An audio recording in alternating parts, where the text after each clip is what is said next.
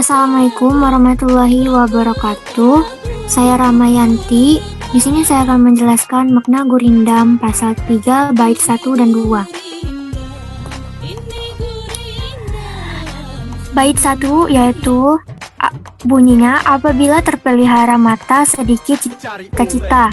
Makna baitnya itu dalam hidup kita harus memiliki wawasan yang luas. Jika kita tidak memperhatikan dunia luas, kita tidak akan mempunyai informasi tentang apapun. Bait kedua, apabila terpelihara kuping, khobar yang jahat adalah damping. Makna bait kedua ini, kita harus menghindari segala gunjingan yang ditimpakan terhadap kita. Telinga harus dijauhkan dari segala macam bentuk gunjingan dan hasutan agar kita terhindar dari omongan yang tidak baik. Sekian dari saya. Wassalamualaikum warahmatullahi wabarakatuh. Perkenalkan, nama saya Nurul Amira dengan NIM 17038420531, Prodi Pendidikan Biologi, Universitas Maritim Raja Ali Haji. Mata kuliah Ramadan dan Tunjuk Ajar Melayu dengan dosen pengampu Asis Profeti Kumalasari, PhD. Selanjutnya, saya akan menjelaskan makna gurindam 12, pasal 3, bait 3 dan 4. Yang pertama, bait 3. Apabila terpelihara lidah, niscaya dapat daripadanya faedah. Maknanya, orang yang menjaga omongannya akan mendapatkan manfaat, dan bagi orang-orang yang tidak menjaga omongannya, maka hal itu dapat menjadi bumerang bagi dirinya sendiri. Bait ketiga pada pasal ketiga ini mengandung makna untuk menjaga lidah.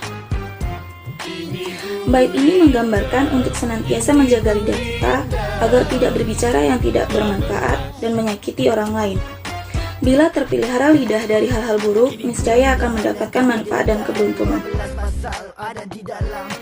Selanjutnya, bait 4. Bersungguh-sungguh engkau memeliharakan tangan daripada segala berat dan ringan.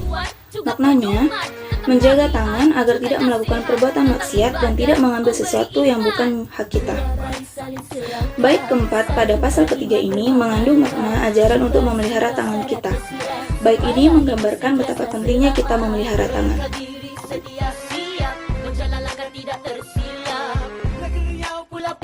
Assalamualaikum warahmatullahi wabarakatuh. Baiklah, perkenalkan, nama saya Rosita dari Prodi Pendidikan Bahasa dan Sastra Indonesia. Nah, di sini saya akan menjelaskan tentang gurindam pasal ketiga bait yang ke-5, 6 dan 7.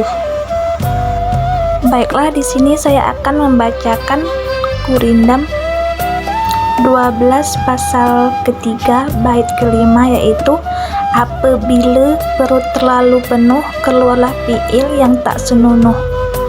Nah, selanjutnya itu ada bait yang ke-6. Bait yang ke-6 itu berbunyi, anggota tengah hendaklah ingat, disitulah banyak orang yang hilang semangat.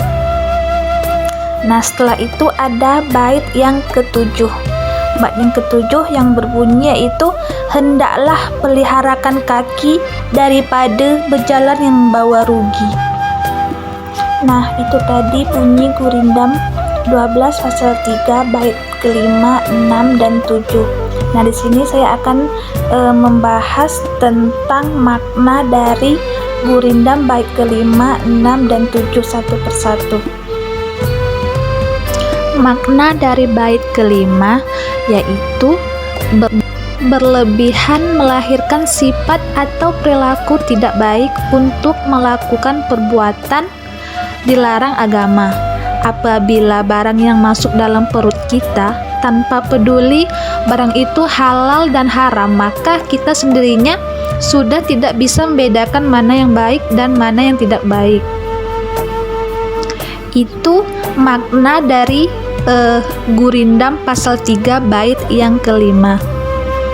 Nah, sekarang bait yang ke-6, maknanya yaitu jagalah anggota tubuh yang tengah. Nah, maksud dari anggota tubuh yang tengah itu yaitu alat kelamin. Jadi kita harus mengendalikan nafsu agar tidak hilang akal sehatnya, dan juga kita tidak melakukan perbuatannya zina, karena itu yang menyebabkan orang kehilangan semangat hidup. Semoga kita terhindar dari perbuatan-perbuatan yang dimurkai oleh Allah Subhanahu wa Ta'ala. Yang terakhir ada makna dari gurindam 12 pasal 3 bait yang ke-7, yaitu yang berbunyi menghindari hal-hal yang tidak diinginkan. Kata kaki pada lari ke satu, maksudnya itu menggambarkan tentang perjalanan hidup, sedangkan pada lirik kedua berjalan membawa rugi. Nah, di sini mempunyai sebuah makna yang melakukan perbuatan yang tidak baik atau perjalanan yang sia-sia. Itulah tadi penjelasan tentang makna gurindam dari pasal ketiga dari bait 5, 6, dan 7. Sekian dari saya akhiri dengan wabillahi taufik wa hidayah. Wassalamualaikum warahmatullahi wabarakatuh. Bismillahirrahmanirrahim. Assalamualaikum warahmatullahi wabarakatuh. Nama saya Ninisa Cahya Pratiwi dengan nomor NIM 20030030005.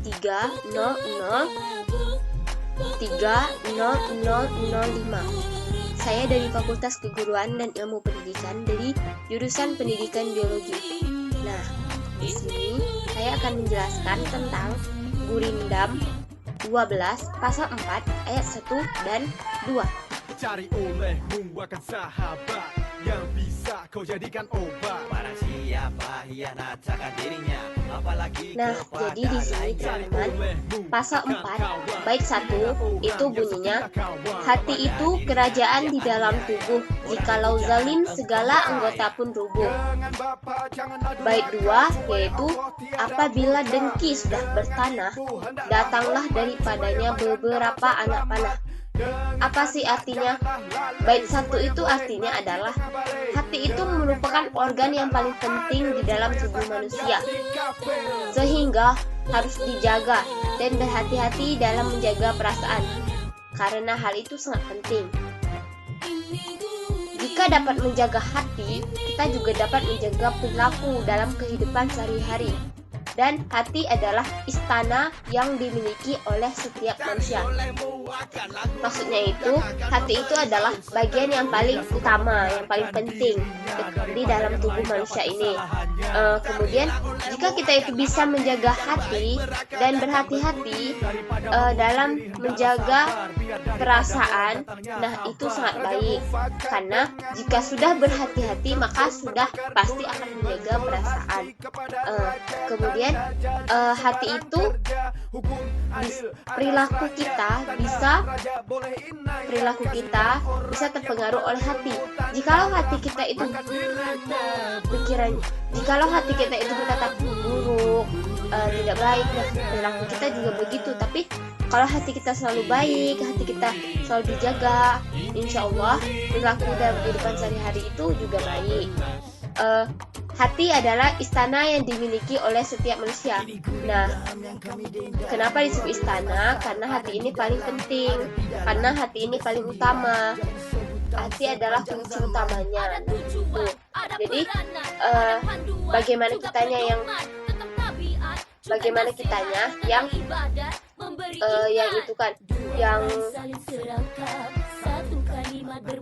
membuat hati kita menjadi lebih baik, agar orang pun jadi baik dengan kita. Kemudian bait 2, apabila rasa iri telah bertanam di dalam hati, maka akan muncul serangan-serangan darinya. Serangan itu maksudnya perbuatan yang tidak baik akibat dari rasa iri. Maksudnya itu adalah iri. Dengki itu sama dengan iri. Jika iri itu udah tertanam di dalam hati, udah ada rasa iri di dalam hati, maka akan muncul serangan-serangan darinya. Maksud serangan-serangan itu adalah perbuatan yang tidak baik akibat rasa iri. Misalnya contoh, rumah A membeli mobil, rumah B merasa iri, aku juga mau ini, seperti itu. Nah, timbullah rasa iri. Akibat rasa iri ini tadi, si B ini jadi gimana ya? Jadi nggak enak hati liatnya itu. Jadi suka, jadi kayak ngebeber-ngebeberkan tetangga si A-nya tadi, gimana ya? Biar si A itu jadi nggak baik di mata orang. Nah, biar si B aja yang jadi baik di mata orang. Intinya tuh rasa iri tuh benar-benar tidak bagus lah untuk kita. Oke teman-teman, hanya itu saja yang dapat saya sampaikan ya, tentang Gurindam 12 pasal 4 bait 1 dan 2. Terima kasih saya ucapkan kepada teman-teman. Terima kasih kepada ibu yang telah membimbing kami. Saya akhiri dengan Wassalamualaikum warahmatullahi wabarakatuh. Assalamualaikum warahmatullahi wabarakatuh. Perkenalkan, nama saya Salwan Al-Jufri dari Prodi Pendidikan Biologi. Baiklah, di sini saya akan menjelaskan Gurindam 12 pasal 4 bait 3 dan 4 atau 5. Bait 3. Pekerjaan takbur jangan direpi, sebelum mati didapat juga sepi. Makna dari bait 3, pekerjaan takabur atau suatu pekerjaan yang tidak benar jangan dipelihara, karena sebelum mati pun akan didapatkan balasan dari pekerjaan yang tidak baik tersebut. Bait keempat, tanda orang yang amat celaka, aib dirinya tiada ia sangka. Makna dari bait 4, orang yang tidak mengetahui apa kesalahan yang telah dibuatnya merupakan orang yang amat celaka atau orang yang tidak baik. Gurindam tersebut juga menjelaskan bahwa siapa yang tidak menyadari banyaknya kesalahan yang tertanam pada dirinya, maka itu pertanda bahwa sangat fatal apa yang ia lakukan karena bisa mencelakai dirinya sendiri. Bait kelima, mengumpat dan memuji hendaklah pikir, disitulah banyak orang yang tergelincir. Makna dari bait kelima, dalam mengerti atau memuji seorang harus diperkirakan terlebih dahulu, karena hal tersebut akan membuat orang terjatuh. Banyak orang yang terlalu senang dipuji sehingga ia akan mudah jatuh karena terlena oleh pujian-pujian yang ia terima dari orang lain. Begitu pula sebaliknya, jika sembarangan mengatakan kejelekan orang, maka akan menerima pula kejelekan tersebut secara langsung maupun tidak langsung. Sekian dari saya. Assalamualaikum warahmatullahi wabarakatuh. Assalamualaikum warahmatullahi wabarakatuh. Perkenalkan, nama saya Filia Sekjanggini dari Pendidikan Biologi. Nah, di sini saya akan menjelaskan Gurindam 12 pasal keempat pada bait kelima dan keenam. Adapun bait kelima yang berbunyi, jika sedikit pun berbuat bohong, boleh diumpamakan mulutnya itu bekong. Maknanya, sedikit saja kita berbohong, maka akan mencelakakan dirinya sendiri. Cepat atau lambat, kebohongan tersebut akan diketahui. Lalu, pada pasal keempat bait keenam yang berbunyi, tanda orang yang amat celaka, aib dirinya tiada ia sangka. Maknanya, orang yang paling celaka adalah orang yang tidak menyadari kesalahannya sendiri sampai harus dikatakan oleh orang lain.